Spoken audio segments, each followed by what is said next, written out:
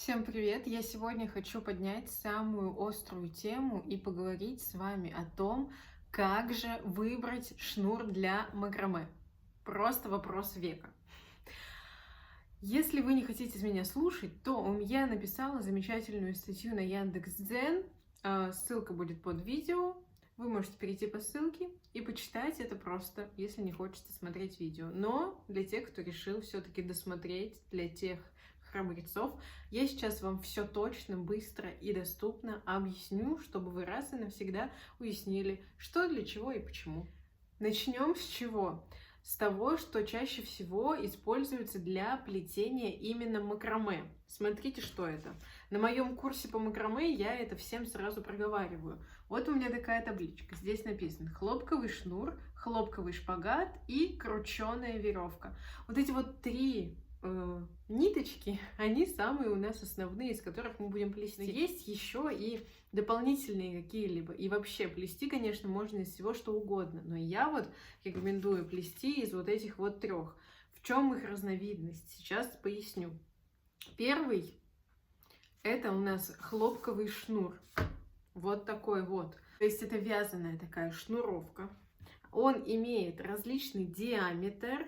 Он не пушится на концах, он вязаный. То есть, если вы занимаетесь вязанием и хоть раз вязали бретельку любую, то вы знаете, что, то есть, как это будет вязано, так и этот шнур. Вот, его характеристика, да, он состоит из хлопка, натуральный, гипоаллергенный, что немаловажно, нет запаха у него, мягкий, хорошо тянется. После стирки он немножко сжимается, но потом при носке обратно все у него разжимается, да? То есть, если там авоську делаете, то она будет уже, потом больше. Он не создает бахрому. Его особенность: очень много палитры, то есть цвета самые невероятные, широкий выбор диаметра, то есть от 2 мм до 6 и 8 даже я видела. Потом можно его найти даже в розничных магазинах, больших сетях, но в онлайн-магазинах его еще больше, потому что из такого шнура вяжут ковры, корзинки, да, то есть вот. А для макраме его тоже можно использовать, для панно. В любом случае это выглядит красиво. Так, для чего он подходит? Как я уже сказала, авоськи, панно, корзинки, коврики, подставки различные. Но это вот такой вот вид шнура, который не распускается на волокна. Все-таки для макраме мы хотим, чтобы у нас была бахрома, мы хотим, чтобы у нас создавался стиль бохо, да? Вот, далее. Хлопковый шпагат. Посмотрите, пожалуйста. Он вот в такой вот намотке, то есть мы видим, что вот так вот легко мы можем его рассоединить, и у нас уже волокна, вот они у нас виднеются, да, мы можем легко расческой пройтись, и у нас получится бахрома. Это уже приближено к тому, что вот это вот бохо стайл повешаем на стеночку, будем любоваться бахромой. В общем, все, что вы видели где-либо на картинках. Хлопковый шпагат. Он часто используется, естественно, для макраме работ. И цвета у него тоже есть различные, но, как вы знаете, все любят такие вот оттенки неокрашенные, ванильные. Вот, это пользуется большой популярностью. Далее его характеристики. Он также хлопковый, натуральный и гипоаллергенный, не имеет запаха. Он мягкий, но совершенно не тянется, в отличие от хлопкового шнура. Легко распадается на волокна. Так, его особенности. Также у него есть разнообразная палитра цветов, широкий выбор диаметра, то же самое, как и с хлопковым шнуром. Далее, в розничных магазинах его очень сложно найти, крайне невозможно. Вы сможете найти его либо в каких-то онлайн-магазинах. Я знаю один точно, Дом пряжи, который называется. У них прям такая линейка для макраме. Далее вы сможете найти, возможно, у людей, макраме мастериц из вашего города, которые закупают его с фабрик. И вот у них можно как-то его купить, да, либо то же самое с фабрик купить, то есть вот этот шнур уже сложнее как-то найти. Вот. Цена у него, кстати, да, про цену, цена у него средняя, то есть вот у хлопкового шнура она такая низкая, средняя, в зависимости от ширины, здесь тоже она такая средняя, и все зависит от ширины.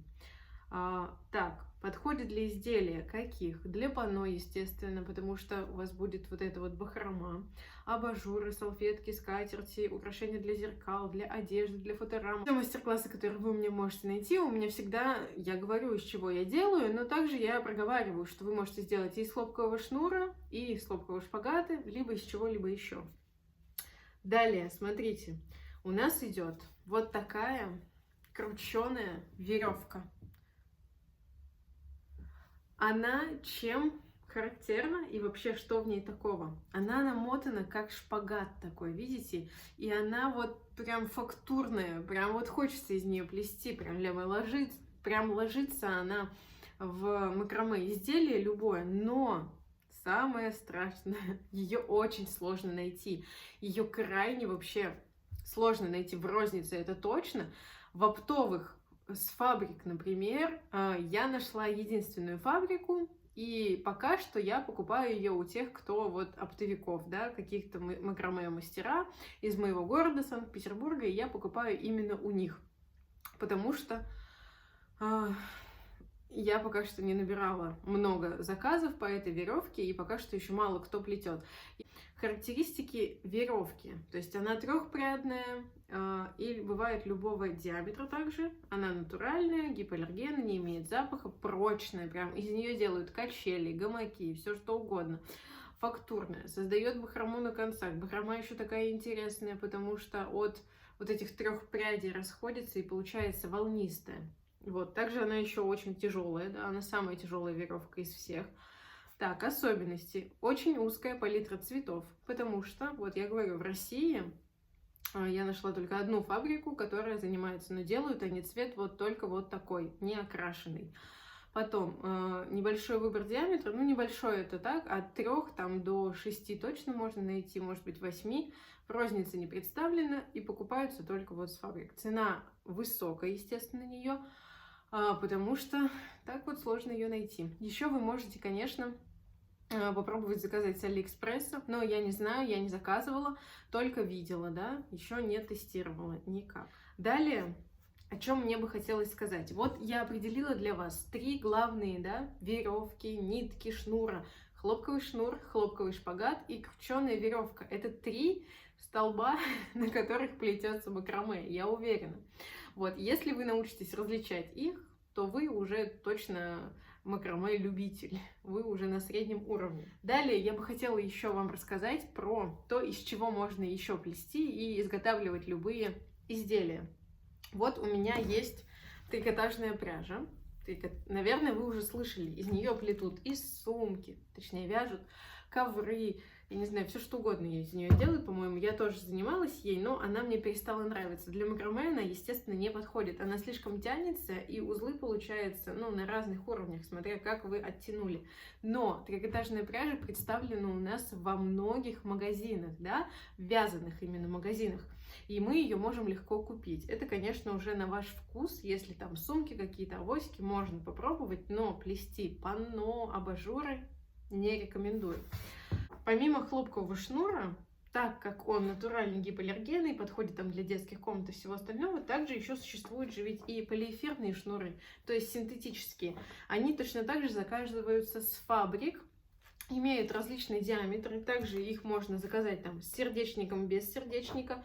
Их особенности в том, что вот они, например, расползаются, да, на концах вот так вот, ну, то есть их нужно прижигать, и тогда они будут держаться. Я плела из полиэфирных шнуров авоськи, да, по поводу панно я ничего не могу сказать, я не плела, то есть я вот знаю еще, что плетут ковры, либо вяжут ковры из полиэфирного шнура, потому что он легко стирается, и как бы вот так вот с ним все хорошо, не садится, и отлично. Также полиэфирный шнур где можно найти? В магазинах для рукоделия. Но знаете, что там 1 метр этого шнура стоит зачастую, как вот заказывая с фабрик, 50 метров. Если вы захотите покупать в любых рукодельных магазинах, то есть вам это выйдет просто как золото какое-то, это будет либо золотая сумка, либо золотой коврик. Так что я рекомендую связываться с какими-то людьми, которые совершают закупки, либо самим заказывать с фабрик. А откуда заказывать и где можно найти шнуры, об этом я хочу вам рассказать в следующем своем видео, где просто раскрываю все карты макраме. Очень быстро, понятно и доступно. Я надеюсь, что вы запомнили все. Еще раз продублирую всю эту информацию под видео. Вот, если вам было интересно, понятно, доступно, обязательно подписывайтесь на канал, ставьте колокольчик, чтобы вам приходили уведомления, потому что я пытаюсь раскрыть тут всю теорию макраме. Подписывайтесь на канал, естественно, проходите мой курс по макраме, в котором я вот на первом занятии почти то же самое рассказываю. Вот, мне очень приятно, что вы со мной. Давайте, до новых встреч, пока-пока. Все информацию найдете под видео. И также мой ободок выполнен из хлопкового шпагата. Ссылку на мастер-класс оставлю под видео. Пока-пока.